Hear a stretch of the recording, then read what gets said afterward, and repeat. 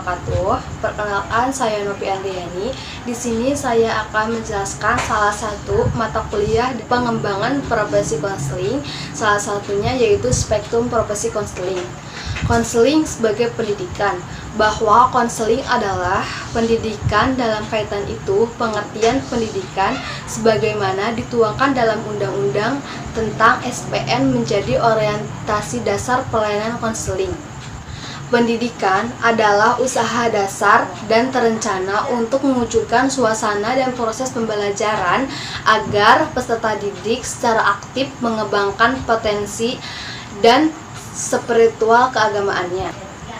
Belajar adalah upaya menguasai sesuatu yang baru. Dalam dimensinya terdapat 5 dimensi. Yang pertama, dimensi tahu, dari yang tidak tahu menjadi tahu. Yang kedua, dimensi bisa, dari yang tidak bisa menjadi bisa. Yang ketiga, dimensi mau, dari yang tidak mau menjadi mau. Yang keempat, dimensi biasa, dari yang tidak biasa menjadi biasa. Dan yang terakhir yaitu dimensi bersyukur dan ikhlas. Selanjutnya yaitu pengertian pembelajaran, yaitu pembelajaran adalah proses interaksi antara pendidik dan peserta didik yang mana pendidik mengarahkan dan memfasilitasi peserta didik menjalani suasana belajar secara aktif. Selanjutnya, kegiatan belajar dan pembelajaran merupakan wujud nyata upaya pendidikan dalam arti seluas-luasnya, dilatih dan dipraktikkan berbagai unsur keilmuan yang bersifat teori. Selanjutnya yaitu konselor sebagai pendidik profesional. Undang-Undang SPM menyatakan bahwa konselor adalah pendidik profesional. Pendidik profesional harus menguasai 4 kompetensi dasar, yaitu kompetensi pedagogik, kompetensi pendidikan, kompetensi sosial, dan kompetensi profesional. Kompetensi pedagogik merupakan kompetensi dasar keilmuan, yaitu ilmu pendidikan yang di dalamnya meliputi landasan bersifat filsafat kemanusiaan. Unsur kompeten keilmuannya yaitu ontologi, epistemologi, dan aksiologi. Pendidikan disertai kompeten keilmuan pendukung seperti psikologi, sosiologi, dan manajemen statistik. Selanjutnya yaitu kompetensi pendidikan. Di dalamnya terdapat beriman, bertakwa, cerdas, jujur, tangguh, dan peduli.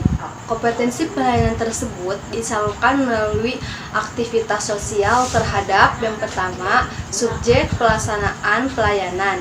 Yang kedua, dalam sejawat profesi dalam rangka dimensi profesional.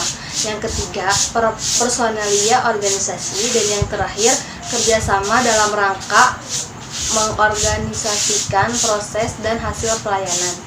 Dan yang terakhir, kerjasama dalam rangka mengoptimalkan proses dan hasil pelayanan. Selanjutnya yaitu kompetensi profesional. Terdapat yang pertama, landasan keilmuan. Yang kedua, OPS. Yang ketiga, kompetensi pelayanan. Yang keempat, etika profesi. Yang kelima, lapangan pengabdian. OPS konselor, yaitu bertujuan untuk pengembangan KES dan penanganan KST. Selanjutnya yaitu arah etika dan prosedur dasar.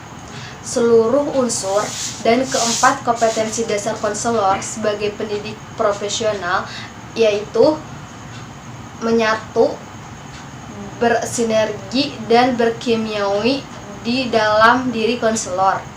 Arah dan etika dasar.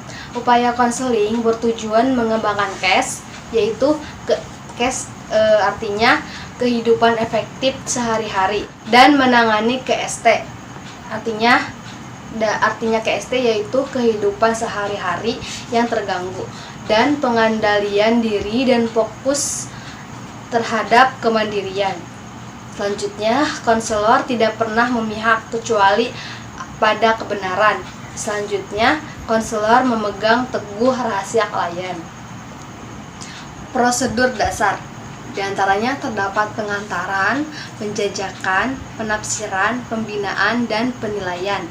Arah, etika, dan prosedur dasar pelayanan konseling tersebut terimplikasikan secara menyeluruh atau integral dalam proses konseling. Yang terakhir yaitu paradigma konseling. Konseling merupakan pelayanan bantuan psikopendidikan dalam bingkai budaya. Artinya, pelayanan konseling berdasarkan kaidah-kaidah ilmu dan teknologi pendidikan serta terapan pelayanan konseling yang diwarnai oleh budaya lingkungan peserta didik. Terima kasih sudah menonton video saya. Atas perhatiannya, terima kasih.